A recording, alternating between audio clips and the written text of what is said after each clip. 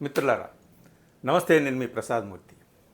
ఇరాన్కి చెందినటువంటి security chief Larijani అతన్ని చంపేశామని చెప్పేసి ఇజ్రాయెల్ ప్రకటిస్తోంది. అలాగే ఇరాన్కి చెందినటువంటి పారామిలిటరీ చీఫ్ సొలైమానీ అతన్ని కూడా ఖతం చేసేసాం అని ఇజ్రాయెల్ చెప్తుంది. కాకపోతే ఇజ్రాయెల్ ఇవన్నీ చెప్పి ఇక చూసుకోండి, జనవరిలో ఏ విధంగా అయితే ఆయతుల్లా ఖమైనీకి వ్యతిరేకంగా లక్షలాది మంది ఆయనకు తిరుగుబాటుగా వీధుల్లోకి వచ్చి ప్రదర్శనలు చేశారో, ఇక ఇప్పుడు అందరూ కూడా వచ్చి ఈ కొత్త సుప్రీం లీడర్తో సహా అందరినీ కూలదోసేసి తమకు అనుకూలమైనటువంటి ప్రభుత్వాన్ని ఏర్పాటు చేసుకుంటారని చెప్పి ప్రకటనల మీద ప్రకటనలు గుప్పిస్తున్నారు. నెతన్యాహు ఎక్కడున్నాడో తెలియదు, ఏ బంకర్లో ఉన్నాడో తెలియదు. ఆయన కాఫీ తాగుతూ చేసినటువంటి ప్రకటన కూడా అది ఏఐ సృష్టి అని చెప్పి ఇరాన్ వాళ్ళు అంటున్నారు. ఏది ఏమైనా ఇక్కడ రెండు విషయాలు మనం తెలుసుకోవాలండి. ఒకటి, నిజంగానే చంపేశారని అనుకుందాం. ఎవరిని? లారిజానీ, ఇరాన్ సెక్యూరిటీ చీఫ్ లారిజానీని, పారామిలిటరీ చీఫ్ సొలైమానీని చంపేశారని అనుకుందాము. ఇక అంతా ఖతమైపోయి ప్రజలందరూ కూడా వీధుల్లోకి వస్తారని చెప్పి నెతన్యాహు చెప్తున్నటువంటి మాటలు నమ్ముదాం. కానీ అది జరగలేదు సరికదా. సరిగ్గా లారిజానీని చంపేశామని చెప్పి వీళ్ళు ప్రకటనలు గుప్పిస్తున్నటువంటి తరుణంలోనే వందల వేల మిసైల్స్, హైపర్సోనిక్ మిసైల్స్ బయటికి తీసి ఇరాన్ ఒక్కసారిగా ఇజ్రాయెల్కి చెందినటువంటి కొన్ని పట్టణాల మీద వాన వర్షంలాగా మిసైల్స్ వర్షంలాగా కురిపించిందనమాట. అక్కడ జరుగుతున్నటువంటి బీభత్సం ఏంటి, ఇజ్రాయెల్కి జరుగుతున్నటువంటి నష్టం ఏంటి, కూలుతున్న భవనాలు ఏంటి, ఆ విధ్వంసకర దృశ్యాలను చూడడానికి మనకి అవకాశం లేదు పెద్దగా. అక్కడ నుంచి మనకి మీడియాకు సంబంధించినటువంటి ఎలాంటి లీక్స్ కూడా మనకి బయటకు రావట్లేదు. ఇది పక్కన పెట్టండి. ఇరాన్ వాళ్ళు ఏమంటున్నారు అసలు ఈ మొత్తం వ్యవహారాన్ని? వాళ్ళని చంపేసాం, వీళ్ళని చంపేసాం, ఇక అయిపోయింది అని వీళ్ళు అంటుంటే, ఇజ్రాయెల్ వాళ్ళు అంటున్నారు, అమెరికా ట్రంప్ అంటున్నాడు, అందరూ అంటున్నారు. కానీ మరి ఇరాన్ వాళ్ళు ఏమంటున్నారు అంటే నవ్వుతున్నారనమాట. వాళ్ళు అనుకోనివ్వండి, ట్రంప్ మహాశయుడిని రమ్మానండి, పట్టాభిషేకం చేస్తాం, మేమంతా అయిపోయామంటే అని అంటున్నారు. ఇదంతా కాదు. వాళ్ళు చెప్తున్నది ఒకటే మాట. మనం విప్లవ గీతాల్లో, కమ్యూనిస్టు స్లోగన్స్లో ఒక మాట చెప్తాం. అల్లూరి సీతారామరాజు దగ్గర నుంచి కూడా, ఒక వీరుడు మరణిస్తే ప్రభవింతురు వేల కొలది అని ఒక గొప్ప విప్లవ సూక్తి ఉంది మనకి. ఈ సూక్తి మన విషయంలో ఏమో కానీ ఇరాన్ వాళ్ళు ఇదే చెప్తున్నారండి. మాకు ఒక లీడర్ కాదు, ఒక లీడర్ తర్వాత ఇంకో లీడర్ తర్వాత మరో లీడర్ తర్వాత మరో లీడర్. ఎవరు వెళ్ళిపోయినా సరే ఇక్కడ ఆగదు, యుద్ధం ఆగదు, యుద్ధ తంత్రం ఆగదు. ఎన్ని ఆయుధాలు ఖతమైపోయినా, ఎన్ని ఆయుధాలు నాశనం అయిపోయినా, మా ఆయుధాలను ఎన్నింటిని వాళ్ళు నాశనం చేసినా మా ఆయుధాలు తరగవు. 10 ఏళ్ల పాటు అయినా సరే మేము యుద్ధం చేస్తాం, యుద్ధం చేసే తీరుతాం, లొంగే ప్రసక్తే లేదని చెప్పి వాళ్ళు అంటున్నారు. దీన్ని ఎలా అర్థం చేసుకోవాలి? అసలు ఇరాన్కి ఇంత శక్తి ఎక్కడి నుంచి వచ్చింది? ఇంత బలం, ఇంత సాహసం, ఇంత ధైర్యం ఎక్కడి నుంచి వచ్చింది? ఇంత ప్రతిఘటన, పోరాట శక్తి, నైపుణ్యం వాళ్ళకు ఉండవచ్చు.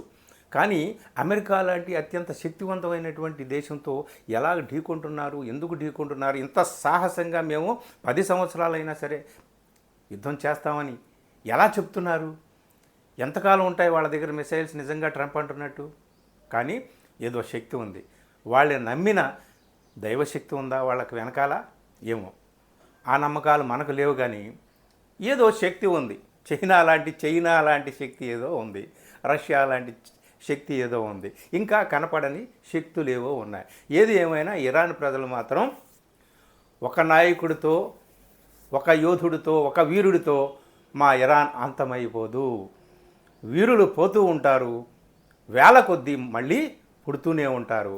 ఒక నాయకుడు చనిపోతే మరో నాయకుడు తయారవుతాడు. మేమంతా కూడా సిస్టమేటిక్గా తయారు చేసుకుని ఉంచుకున్నామని అంటున్నారు. అదండి.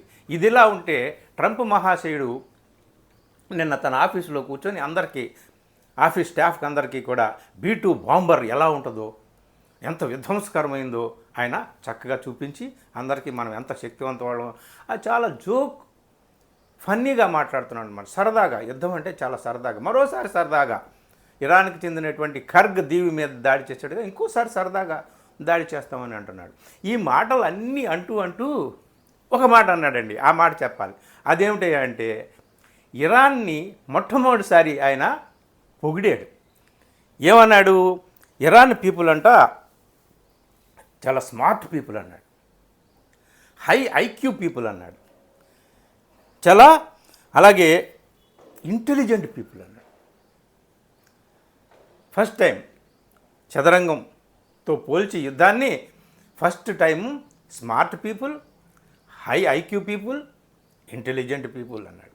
అలాగే చాలా వైలెంట్ పీపుల్, విషియస్ పీపుల్ అని కూడా అన్నాడు. సో ఆయన ఎప్పుడు ఏం మాట్లాడతాడో ఏంటో తెలియదు, కానీ ఫస్ట్ టైము ఇరాన్ వాళ్ళని స్మార్ట్ అని, హై ఐక్యూ ఉన్నటువంటి వాళ్ళని, చాలా ఇంటెలిజెంట్ పీపుల్ అని అన్నాడు. ఎందుకన్నాడు? ఎక్కడో షాక్ తిన్నాడు, ఎక్కడో దెబ్బ తగిలింది, ఎందుకో భయపడుతున్నాడేమో అని చెప్పి ఆ మాటల ద్వారా ఒక మేకపోతు గాంభీర్యం అంటూ ఉంటుందే, నాటో దేశాలు నాకు సహకరించకపోయినా పర్వాలేదు, ఎవరు సహకరించకపోయినా పర్వాలేదు, ఉక్రెయిన్ రష్యా యుద్ధంలో నేను వాళ్ళకి సహకరించాను, ఇప్పుడు నన్ను వదిలేస్తారు, అది ఇదని ఆయన హుంకరిస్తున్నా గాంభీర్యంగా ఏం మాట్లాడుతున్నప్పటికీ కూడా ఇరాన్ గురించి ఆయన నోటి నుంచి వచ్చిన ఈ 3 పాజిటివ్ మాటలు, ఏ మాటలు? Smart people, high IQ people, intelligent people, దాని తర్వాత విషియస్ పీపుల్ అన్నాడు, తర్వాత ఇంకొక వైలెంట్ పీపుల్ అన్నాడు, చాలా మాటలు అన్నాడు. కానీ ఈ పొగడ్త 3 ముక్కలైనా సరే ట్రంప్ నోటి నుంచి వచ్చిందంటే ట్రంప్కి అర్థమైంది ఇరాన్ అంటే ఏంటో ఇప్పటికీ అర్థమైంది. సరే, ఈ యుద్ధంలో ఇరాన్ని ధ్వంసం చేయొచ్చు ట్రంప్, కానీ యుద్ధం అనేటటువంటిది అందులో విజేతలు ఉండరు, పరాజితులు ఉండరు, విధ్వంసం మాత్రమే ఉంటుంది.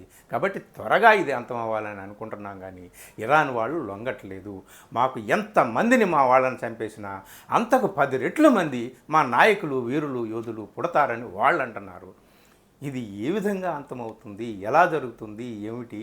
ఇది సినిమా కాదు కదా, 2 గంటలు 3 గంటలు అయిపోతే ఇక ఎండ్ కార్డు పడుతుందని చూడడానికి. దీనికి ఎండ్ కార్డు ఎవరు వేయాలి? ఐక్యరాజ్య సమితి ఏం చేస్తుంది? ఇతర దేశాలు ఏం చేస్తున్నాయి? చొరవ ఎందుకు తీసుకోవట్లేదు? ఏమిటి ఈ అల్లకల్లోలం అనేటటువంటిది మనలాంటి వాళ్ళకి ఆందోళన కలిగిస్తుంది. అయినా చూడాలి. కానీ ఇరాన్ మాత్రం తగ్గట్లేదండి.